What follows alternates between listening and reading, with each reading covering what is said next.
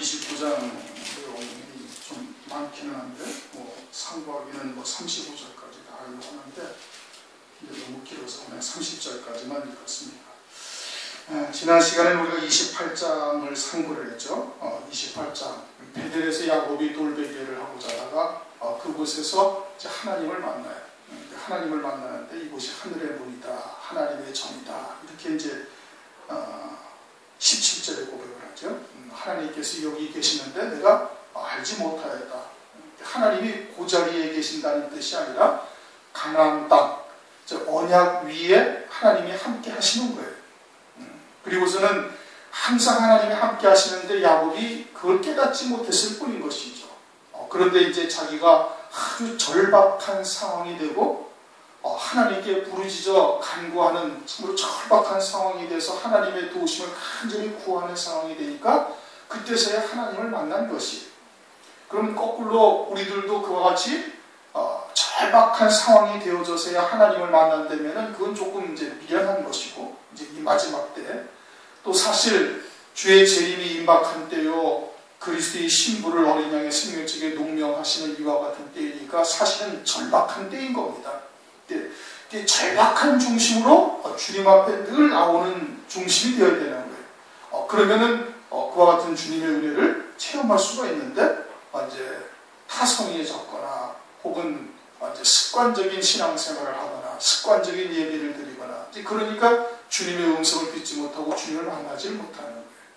그러니 사실은 우리가 지금 살아가는 이 시대가 살얼음 위를 걷고 있는 그와 같은 사실은 절박한 상황인 겁니다.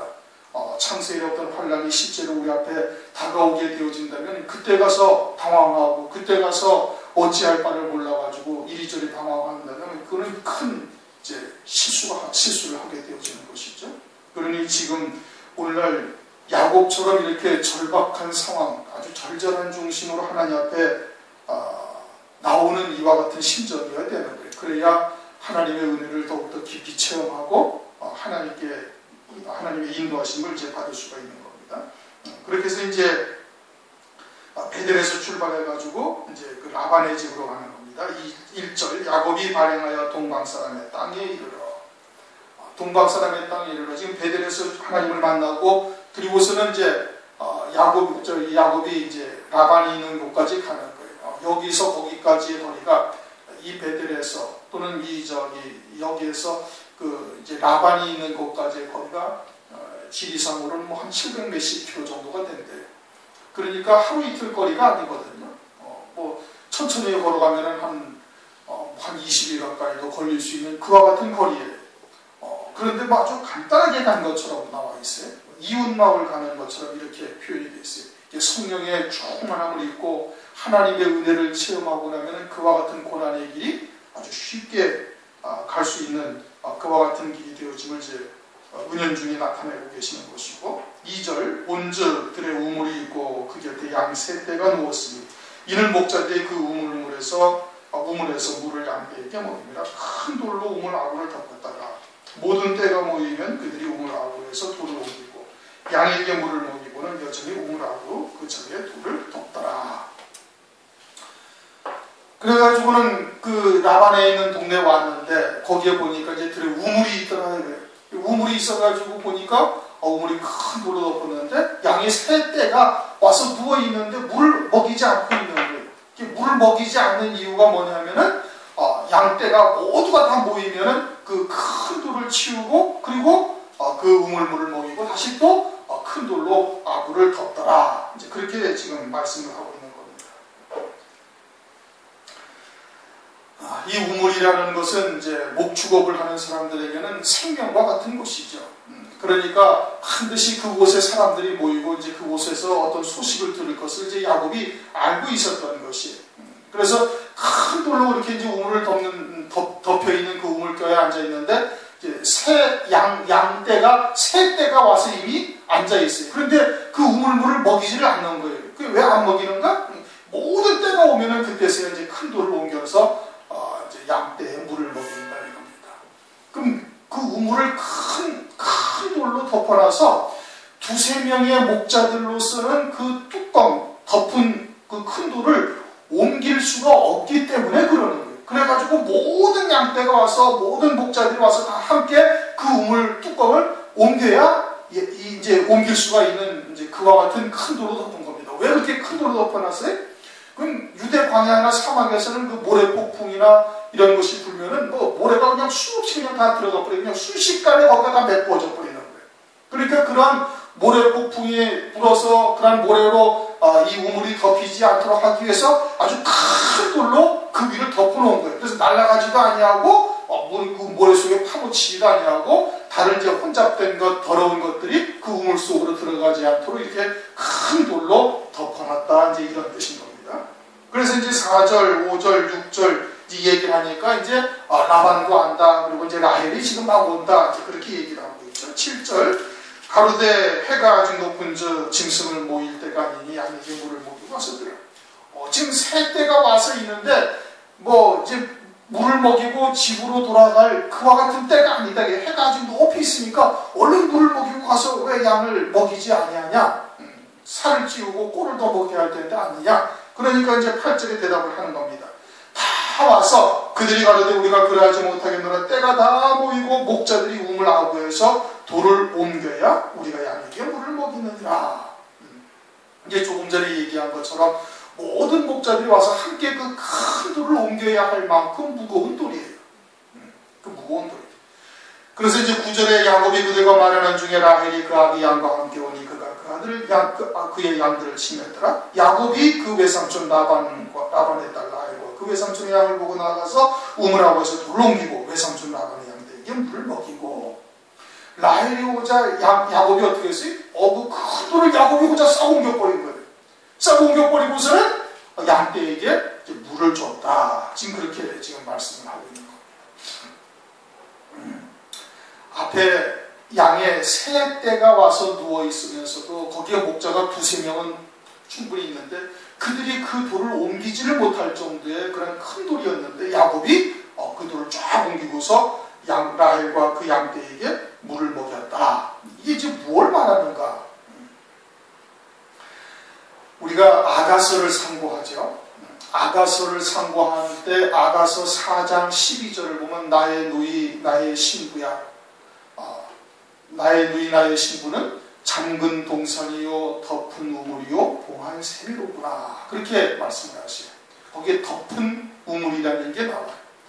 그러면서 제가 이 야곱이 창세기 29장에서 이 우물을 갖다가 덮은 우물을 야곱이 열어서 양떼 먹이를 물을 준 것을 설명을 드렸어요. 그러면서 왜 덮은 우물이냐? 그렇게 덮지 아니하면 광야나 사막에서 다른 모래폭풍이 불면은 모래폭풍이 그냥 간단한 얇은 돌이었으면 휙 날아갈 수도 있는 것이고, 아니면은 모래가 다 또는 다른 잡다한 것들이 들어와서 우물물이 막혀 이제 못 쓰게 되니까 거기다 이제 큰 돌로 덮은 그 같은 덮은 우물이다 이겁니다. 오늘날 이와 같이 하나님께서 그리스도의 신부 어린 양의 아이들을 덮은 우물이라고 표현을 하고 계시는 겁니다. 덮은 우물이다라는 것은 그 안에 생수가 있는 거예요. 다시 말하면 하나님의 말씀이 있는데 덮어놓아가지고 다른 잡다한 것들이 그 하나님의 말씀과 혼잡되이 섞여서 그 말씀이 이제 쑥물이 되거나 먹지 못할 물이 되지 아니하도록 하나님께서 덮어놓으신다 이겁니다. 그리고서는 오직 진리의 생수만 먹을 수 있도록 하나님께서 열으셨다가 다 드셨다 열으셨다가 다 드셨다 하시는 거예요. 그러니까 여기서 야곱은 지금 누구를 예표하고 있는가? 그리스도를 예표하고 있는 거예요. 자기의 양떼들에게 물을 먹이는 거예요. 누구에게? 신부될 자에게.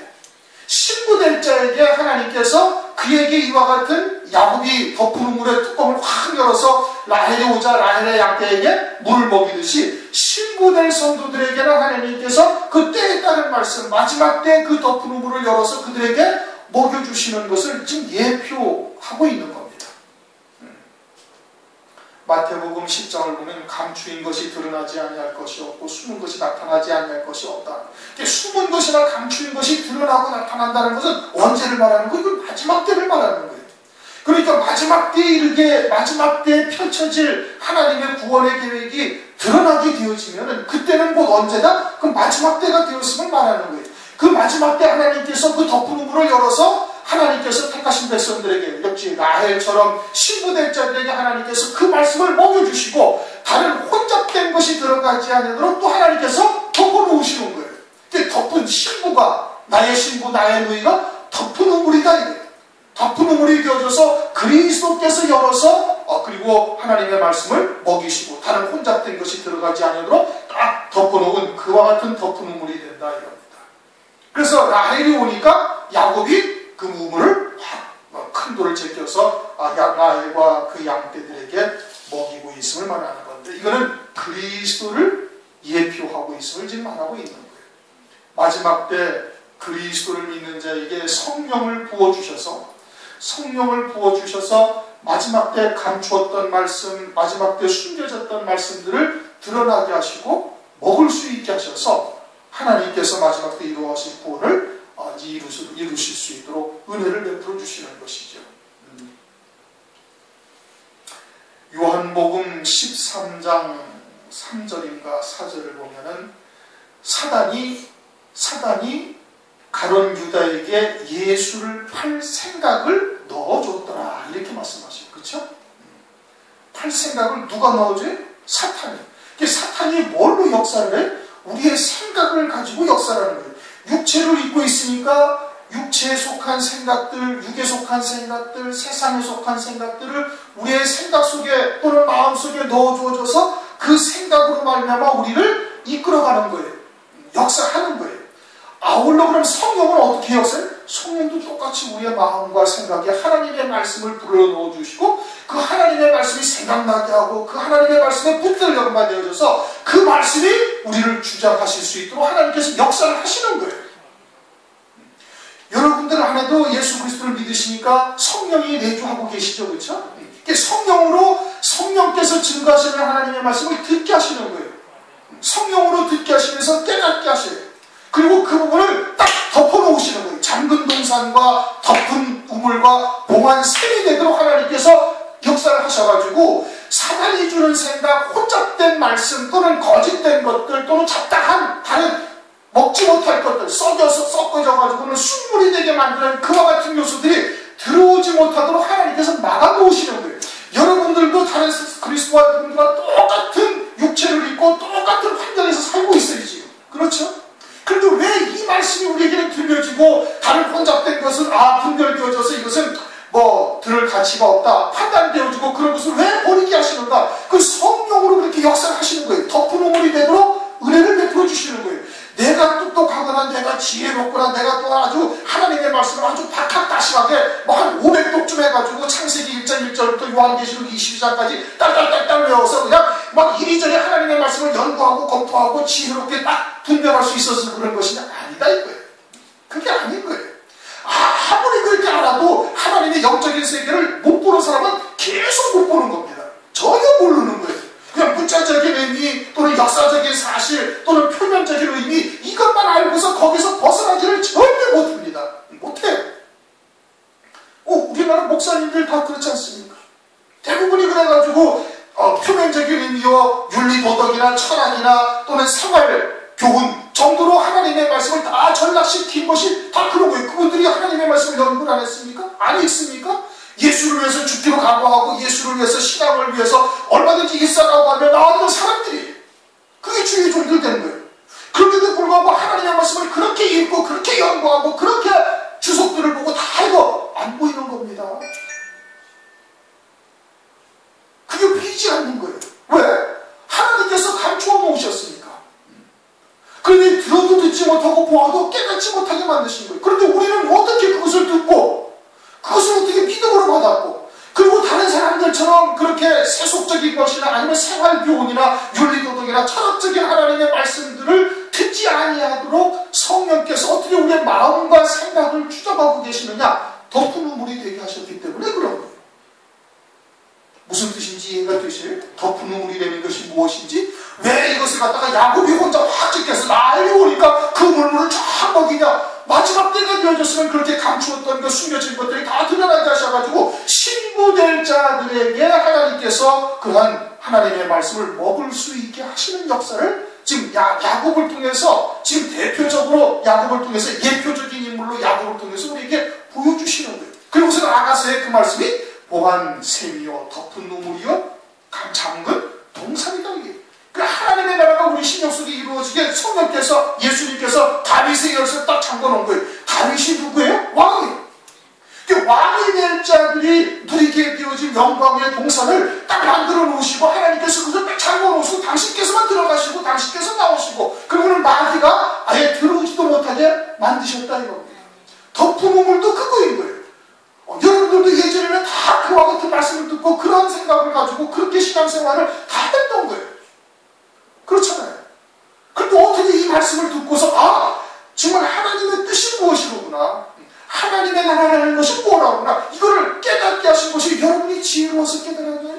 그동안에 막 하나님의 말씀을 듣고 싶어서 막 진리가 이거는 진리가 아니야, 진리가 무엇인지 하나님 내게 알려달라고 그걸 위해서 여러분 피가 터지도록 부르짖어서 기도하셨습니까? 아니거든요. 아니에요. 그리고 어떻게 하나님의 말씀이 과연 그러하다는 것을 믿게 하셨어요? 성령께서 하신 거예요. 그리고 기본적 그 전에 들었던 그와 같은 말씀들이 이거는 쑥물이로구나, 이것은 하나님의 말씀이 아니고 이거는 하나님의 말씀을 갖다가 손잡된 것 더러운 것들과 함께 섞여서 홍수물이 되어서 지금 먹지 못할 물이고 이걸 먹다가 마지막 때 노아의 때와 같이 죽을 그와 같은 잘못된 말씀이라는 것을 어떻게 분별하느냐 말이에요. 여러분들이 지혜로워서요? 아니란 말씀이에요. 그게 아닙니다. 사탄이 뭘로 역사를 해요? 생각으로 역사합니다. 그럼 성령은 어떻게 우리에게 그런 것을 깨닫게 하셨어요? 생각과 마음을 통해서 알게 하신 거예요. 그것을 우리가 깨닫고 믿고 있다면은, 그러면은 악한 영들이 우리에게 주는 그와 같은 육에 속한 것, 세상에 속한 것을 아주 과감하게, 아주 단호하게 딱 잘라버려요. 그런 생각이 들 때마다 나서는 예수 이름으로 딱 물리쳐버려야 되는 거예요. 여러분의 마음과 생각을 지키셔야 되는 거예요. 지킬 만한 것보다 너희 마음을 지키라. 이 생명의 근원이에요. 거기가 생명이 거기서부터 시작이 되는 거예요. 그런데 생각을 자꾸 다른 쪽으로 마귀가 주는 대로 그냥 찾겨가지고 아이고 어쩌고 눈 감고 지그시 감고서 그쪽을 막 헤매고 돌아다니면, 그러면 점진적으로 어떻게 예배에 나와도 은혜가 잘 되지 않아요. 몇 명 되지도 않아서 내가 빠지라, 또 목사는 그냥 몇 명 되지도 않는데 빠졌다고 자리가 크니 적으니 뭐 이런 소리 할까봐 또 그냥 어거지로, 여러분 그러시면 안 되는 거예요. 여러분들이 나오든 안 나오든 그것은 하나님의 소관이고, 지금 우리가 야곱이 이런 절박한 상황에서 하나님을 만났잖아요. 우리가 그런 절박한 심령이 되지 않으면 주님을 못 만나요. 진짜 못 만나는 거예요. 야곱처럼 그동안 살았던 집에서 쫓겨나오고 알지도 못하는 길을 가다 별 찾아 지금 걸어가고 앉아있고, 가다가 강도를 만날지 산적을 만날지 아니면 뭐 수타는 길을 할지 아무것도 몰라. 이 절박한 상황에 하나님을 막 간절히 부르짖고 아브라함의 하나님, 이삭의 하나님을 찾고 막 그 절박한 상황에 찾으니까 거기서 하나님을 만났던 것 아니겠습니까? 오늘날 우리가 그러한 심정이 되니, 그러한 심정이 안 되니까 그러한 환경으로 하나님께서 내치시는 겁니다. 부르짖어 기도하지 아니하면, 하나님의 도우심을 받지 않으면 도저히 갈 수 없는 삶으로 자꾸 우리를 이끌어 가시는 거예요.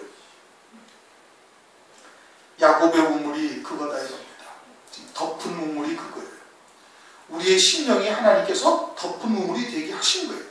우리가 지혜롭거나 우리가 막 피 터지도록 하나님께 기도했거나, 또는 뭐 성경을 갖다가 한 천독을 해가지고 그냥 딸딸딸딸 외우고 앉아가지고 하나님의 말씀에 영험한 그런 영적인 세계를 우리가 들여다봤거나 그런 거 아니란 말씀이에요. 그러니까 성령께서 우리의 마음을 깨닫게 하시고 잡다한 것이 들어가지고 너무 딱 덮어놓고, 그리고 주님이 딱 열어주시는 거예요. 그리고서는 하나님의 말씀만, 진리의 생수만 딱 들어갈 수 있도록 하나님께서 역사를 하셨기 때문에 우리가 지금 이 자리에 앉아있고 여러분들도 듣고 앉아 계시는 겁니다. 그리고서는 누구에게 열어줘? 라헬에게만 딱 열어주는 거예요. 라헬이 오니까 딱 열어줘요. 사람이 있을 때 야곱이 그러잖아요. 아직 해가 높은 즉 가서 물을 먹이고 와서 야 뜯기라. 그러면서 야곱은 가만히 있는 거예요. 안 열어주는 거예요. 그러면 이 사람들이 우리가 다 와서 모여서 이 우물을 열고 그리고서는 그 우물을 마신다라는 건 뭘 말하는가? 그거는 하나님의 말씀, 우물, 샘은 결국은 하나님의 말씀이거든요.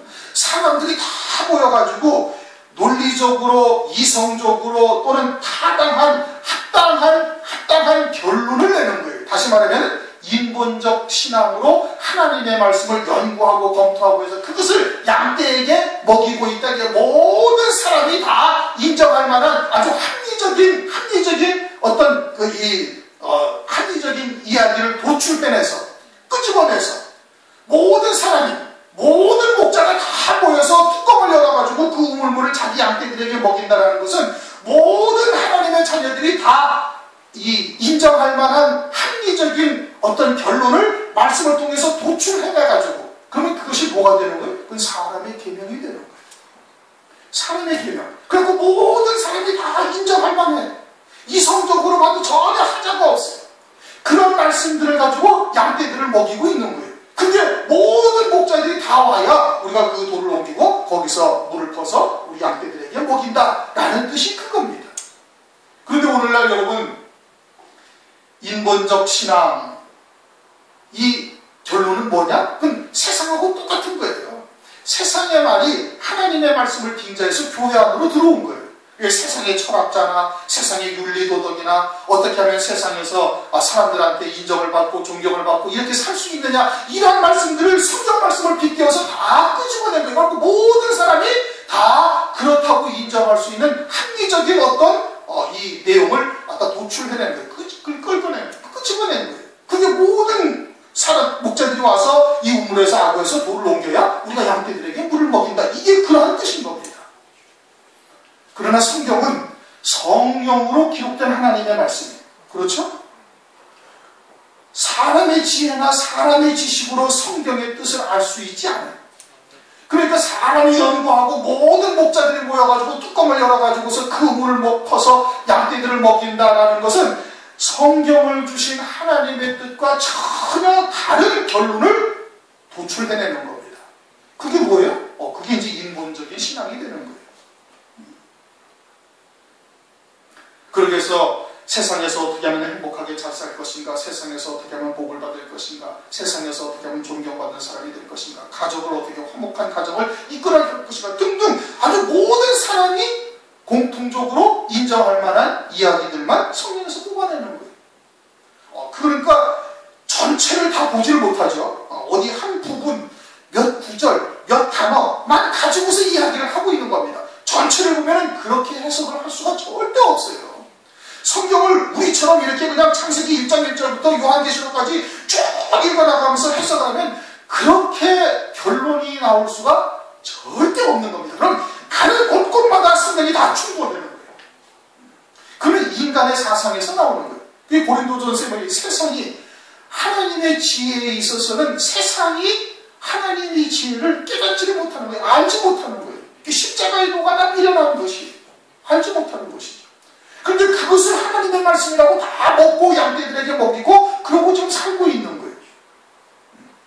이렇게 성령께서 하나님의 말씀을 깨우쳐 주셔야 그것이 온전한 것이고, 그래야 마지막 때 하나님께서 그리스도의 신부로 온전한 자로 하나님께서 이제 세워 가시는 겁니다. 그래서 라헬이 오니까 야곱이 우물 뚜껑을 큰 돌을 딱 제껴버리고 그리고 라헬의 양에게 물을 먹이고 있는 것이죠. 11절 그가 라헬에게 맞추고 소리내며 쭉 하면서 이제 15절, 16절, 17절, 18절, 19절, 20절까지 이제 쭉 내려가요. 내려가면서 이제 라헬을 통해서 이제 라반을 만나가지고 라반이 이제 너 네가 참으로 나의 진짜 고르기로다. 그러면서 이제 15절에 네 보수 어떻게 공짜로 일하겠느냐? 보수를 정하라. 그러니까 라헬을 내게 아내로 주소서. 내가 라헬을 위해서 7년 동안 외삼촌에게 봉사하리다. 그렇게 이야기를 하면서 이제 21절 이제 쭉 22절 23절 갖고 딱 아침에 일어나 보니까 누구예요? 레아가 딱 찬 거예요. 뭐 어떻게 해서 왜 밤에 그럼 잠들기 전에 몰랐느냐? 어떻게 됐는지 모르게 된 거예요.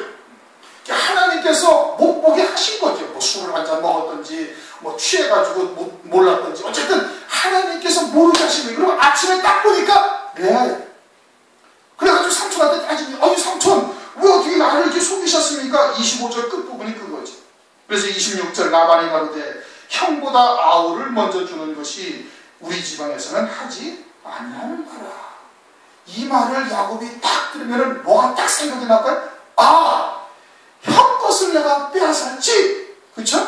팥죽한 그릇에 장자의 흉물을 내가 빼앗았지 하고 어떻게 끽소리 못하는 겁니다. 아무 소리 못하는 거예요. 왜 아무 소리 따질 수가 있잖아요. 아니 그 가지고서 내가 7년을 나를 위해서 한다고 삼촌하고 나하고 약조하지 않았어요? 약조했잖아요. 약조했는데 이거는 삼촌이 약속을 위반한 거죠. 따져야 되는데 한마디 따지도 못하는 거예요. 왜 따지지 못해? 그 생각에 머리를 막 스치고 온 거예요.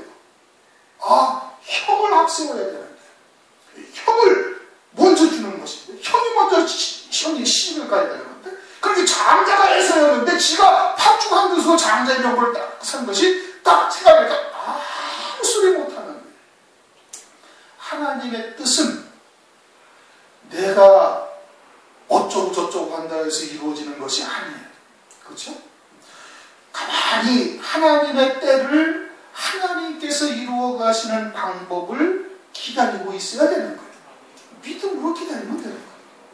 근데 자기가 장자의 복을 빼앗으려고 형을 속인 것이 요때 딱 생각이 난 겁니다. 그러자 이제 또 어떻게? 이를 위하여 7일을 채우라. 우리가 그 돈에게 주리니 내가 그를 위하여 또 7년을 내게 봉사할 것이다. 봉사. 또다시 7년을 봉사하는 거예요. 일주일 후에 내가 라헬을 다시 또 네 부인으로 또 줄 테니까 그 라헬을 위해서 7년을 또 봉사해라. 그래갖고 야곱이 어떻게? 속임받는 거예요. 라반이 속인 거예요. 이 얘기를 하니까 또 아무 소리도 돼요. 왜 또 뭐가 생각이 났어요? 자기 아버지를 속이고 장자의 축복을 가로챘거든요. 하나님께서 이와 같이 야곱의 잘못된 부분들을 다 드러내게 하시는 거예요. 우리도 인간적인 약점들이 누구나 다 있습니다. 육체를 입고 있으니까 약점 없는 사람이 어디 있어요? 다 있죠. 그래서 그것 때문에 실수를 해요. 실수를 하는데 하나님께서는 그것을 통해서 어떻게 철저하게 깨닫고 돌이키게 하시는 은혜를 베풀어 주시는 거예요. 다윗이 정욕이 받아가지고 참지를 못하니까 밧세바를 딱 붙여버려요. 그래가지고 어떻게? 왕에서 쫓겨나가고 압살롬도 죽게 만들고 어마어마한 고통과 고난을 통해가지고 그것을 아주 철저하게 회개하고 깨닫고 돌이켜서 그 다음부터는 다시는 그와 같은 길을 걸어가지 않도록 하나님께서 은혜를 베푸시는 거예요. 그러니까 사망의 음침한 골짜기를 다닐지라도 진리 안에 있는 자는, 가나안 땅에 딱 있는 자는 사망의 음침한 골짜기를 다닐지라도 해를 두려워하지 아니한다. 하나님의 지팡이와 막대기가 나를 항의하신다. 이 얼마나 어마어마한 하나님의 은혜예요. 그러니까 우리가 비록 실수한다 할지라도 그것으로 좌절하거나 슬럼프에 빠지거나 막 그냥 주저앉아가지고 실족해야 할 이유가 없다. 하나님께서 반드시 그를 통해서 그를 갖다가 온전한 자로 그 예비한 영광에 합당한 자로 하나님께서 세워 가시는 거예요. 야곱이 속이고 빼앗고 그렇게 했지만 하나님께서는 오히려 그것을 통해서 야곱을 철저하게 깨뜨리는 겁니다. 그래가지고 20년 동안 더위를 무릅쓰고 추위에 그냥 덜덜 떨면서 잠을 못 자는 이와 같은 이제 31장에 가면 20년 동안을 하나님께서 훈련하시는 거예요. 연단하시는 거예요. 그래도 안 깨집니다. 그래도 그것을 통해서 깨달아야 되는데 사람이라는 게 미련해가지고 정말 아주 절박한 상황이 되지 않으면 깨닫지 못하는 거예요. 그러니까 하나님께서 어떻게 약봉나루터에다가 에서를 갖다가 400명의 군사를 끌고 막 그냥 죽일 듯이 달려오게 만드신 거예요. 절박한 상황이 스스로 되지 않으니까 또 깨닫지 못하니까 하나님께서 아주 절박한 상황을 만들어 버리시는 거예요. 그럼 우리는 어떻게 해야 돼? 그 조그만 것을 통해서, 그게 성경을 통해서 교훈을 받으면 되는 거예요. 우리가 뭐 조금 실수해서 뭔가 하나님께서 딱 주시는 메시지가 딱 있으면 그것을 통해서 어떻게 아주 하나님 앞에 아주 절박한 중심으로 하나님 앞에 구하면 되는 거예요. 나오면 되는 거예요. 그러면 하나님께서 은혜를 베풀어 주시는 거예요. 근데 그걸 깨닫지 못하니까 하나님께서 점점 궁지를 몰아가지고 에서가 400명의 군사를 끌고 죽일 듯이 미친 듯이 달려오게 만들어서 그냥 두려워서 어찌할 줄 모르게 만드시는 거예요. 절박한 상황을 만들어 가시는 겁니다. 하나님이 나를 보고 싶다는 거예요. 만나고 싶다는 거예요. 그래서 조그만 사인으로 하나님께서 우리에게 여러 가지를 연겁보 보여주시는데 그 사인이 뭔지를 내가 깨닫지를 못해. 무뎌서. 그래가지고 결국 어디까지는 그와 같은 상황까지 가는 어리석은 일들이 비일비재하다. 근데 성경을 통해서 우리에게 교훈하시는 이유가 뭐예요? 조그만 사인을 하나님께서 보내주셨을 때 그것을 통해서 크게 깨닫고 각성하고 하나님 앞에 나오면 되는 거예요. 그게 현명하지. 그게 말씀을 듣는 은혜를 입은 자가 되는 겁니다. 야곱이 이렇게 라반에게 이렇게 그냥 당할 때 한마디 말도 못하는 것은 자기가 했던 생각, 자기가 했던 소리들이 다 생각난 거예요. 그러니까 하야수리 못하고 다시 7년을 봉사했더라. 7년을 또 봉사했더라. 14년을 무료 봉사한 거예요. 레아와 라헬 때문에. 그리고서 이제 31절 레아에게 총이 없음을 보시고 그의 태를 여셨으나 라헬은 부자이더라. 이제는 레아와 라헬 이 서로 막 시기하고 질투하고 해가지고 결국은 어떻게 12지파의 조상들이 나오게 되는 겁니다. 그들이 그와 같은 본성을 가지고 하나님은 그걸 통해서 하나님의 뜻을 이루어 가시는 거예요. 그러니까 우리가 전부가 다 예수 그리스도 같을 수가 없어요. 그렇죠? 각자 인격이 다르고 각자 처해진 환경이 다르고 자라온 오면서 형성된 성격이 각자 다 다른 거예요. 그런데 하나님께서는 그것을 통해서 하나님의 일을 하시는 거예요. 레아와 라헬과 또는 야곱과 같은 상황을 통해 가지고 하나님의 뜻을 그들을 통해서 이루어 가시는 거예요. 잠언서 19장 21절 뭐라고 했어요? 사람의 심중에는 중심에는 많은 계획이 있을지라도 오직 여호와의 뜻이 완전히 서리라. 하나님의 뜻이 이루어지는 거예요. 그것을 통해서 우리를 통해 하나님께서 일해 가시는 겁니다. 그리고서 이제 32절부터는 루벤, 시몬, 레위, 유다, 이제 하나님의 이제 12지파의 조상들, 이스라엘의 12지파의 조상들이 나오는데 이 12지파의 조상들은 혈통적 12지파의 조상이에요. 그런데 그 혈통적 12지파로서 끝나는 것이 아니라 요한계시록 7장에 가면 영적인 이스라엘의 12지파의 이름이 또 등장한다는 말씀이에요. 그러면은 혈통적 12지파의 조상들을 통해서 영적인 이스라엘의 12지파는 어떠한 사람들이 되는가를 나타내고 있는 겁니다. 루벤 또는 시므온, 레위, 유다 또는 단, 납달리, 갓, 아셀 이 12명의 조상들을 통해 가지고 장차 환난 날에 영적인 이스라엘을 하나님의 아들들이 되어져야 될 자들의 신앙의 근간이 어떻게 이루어지는가를 이들을 통해서 설명을 해주시는 거예요. 그게 그림자죠. 그러니까 그것은 이제 다음 시간에 상고하도록 그렇게 하겠습니다. 덮은 우물이다. 하나님께서 신부될 자들이 덮은 우물이 되도록 하나님께서 은혜를 베풀어 주시는 겁니다. 하나님이 열어주시고 하나님께서 닫아놓으시는 거예요.